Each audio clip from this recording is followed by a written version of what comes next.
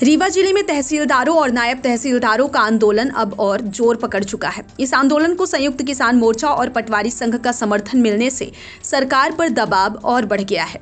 सोमवार को किसान नेता कलेक्ट्रेट पहुंचे, जहां उन्होंने आंदोलनरत अधिकारियों से मुलाकात कर उनका हौसला बढ़ाया और साफ चेतावनी दी कि यदि सरकार ने विवादित फैसला वापस नहीं लिया तो किसान भी सड़कों पर उतरकर प्रदर्शन करेंगे। वहीं पटवारी संघ ने न्यायिक और गैर न्यायिक कार्यों के विभाजन को अव्यवहारिक करार देते हुए इसे तुरंत वापस लेने की मांग दोहराई है। इस बढ़ते समर्थन के चलते राजस्व कार्य पूरी तरह ठप हो गए हैं, जिससे आम जनता भी परेशानियों का सामना कर रही है। जी, ये जो शासन द्वारा तहसीलदारों के लिए न्यायिक और गैर न्यायिक का अलग अलग आदेश कर दिया गया है, और परंतु शासन के पास संख्या तहसीलदारों की है नहीं। अब 4 सर्किल में ऑलरेडी पहले 3 रहते थे, अब 3 में 2 को गैर न्यायिक कर दिया और 1 को न्यायिक कर दिए। अब इसमें क्या जनता सबसे ज़्यादा परेशान होगी। अब शासन को पहले ये सोच के आदेश करना चाहिए था। अब सबसे ज़्यादा इसमें जनता को परेशानी होगी, इसीलिए हम लोग इसके विरोध में हैं और नैतिक समर्थन हम लोग तहसीलदार नहीं अभी नहीं किया, अभी तो नैतिक समर्थन है हमारा। अब आगे जो हमारा प्रांत अध्यक्ष निर्णय लेंगे उसके हिसाब से हम लोग कर रहे हैं। मेरा नाम जिला अध्यक्ष है अनंत प्रताप सिंह। किसानों ने समर्थन दिया है आपको, क्या मानते हैं किस तरह से किसानों से और आप लोगों का संबंध हमेशा रहा है, और इसमें आप अगर हड़ताल में बैठे तो किसानों को बहुत परेशानी होती है? देखिए, इस विभाजन से किसानों को ही मूल समस्या होने वाली है, क्योंकि राजस्व न्यायालयों में जो प्रकरण है, अभी जहां 2 अधिकारी 3 अधिकारी 4 अधिकारी मिलकर सुनते थे, अब उन न्यायालयों का मर्जर किया जा रहा है।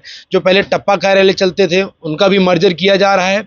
तो इससे कहीं ना कहीं किसानों का ही अहित होना है। इसी को दृष्टिगत रखते हुए किसान संघ ने आज हमारा समर्थन किया है, और आज हमें पटवारी संघ का भी समर्थन मिला है, राजस्व जो हमारे राजस्व निरीक्षक हैं उनका भी समर्थन मिला है, और ये समर्थन धीरे धीरे और बढ़ता ही जाए, क्योंकि जैसे जैसे लोगों को वास्तविकता पता चल रही है इस विभाजनकारी नीति की, वैसे वैसे लोग हमारे साथ जुड़ते जा रहे हैं। तो ये एक तरीके से आम आदमी की आवाज़ है जो हम लोग मिल करके उठा रहे हैं। अभी जो आपने पटवारी है और तहसीलदारों ने धरना दिया है, उसमें किसान मोर्चा का क्या रोल और किस तरह का रोल निभाने आए? ये सबसे ज़्यादा संकट किसानों पर आने वाला है। ये जो गैर न्यायिक और न्यायिक का जो बंटवारा हो रहा है, तो इसमें संख्या तो सरकार के पास है नहीं राजस्व अधिकारियों की, और जो संख्या है उसमें बंटवारा कर दिया। तो जो न्यायिक शाखाएं हैं, जहां पर किसान मजदूर को ग्रामवासियों को न्याय मिलता है, उनको न्याय नहीं मिल पाएगा। उनको न्याय के लिए कई वर्षों तक भटकना पड़ेगा। तो ये जो व्यवस्था है सरकार की, ये गलत है। और यहाँ पर जो विभागीय छोटे कर्मचारियों के पद हैं वो भी खाली पड़े हैं, संख्या कम है। तो इस तरह के बंटवारे से किसान मजदूरों को जो छोटे पुणे मुकदमे हैं, सबसे ज़्यादा किसानों के मामले आते हैं राजस्व विभाग में।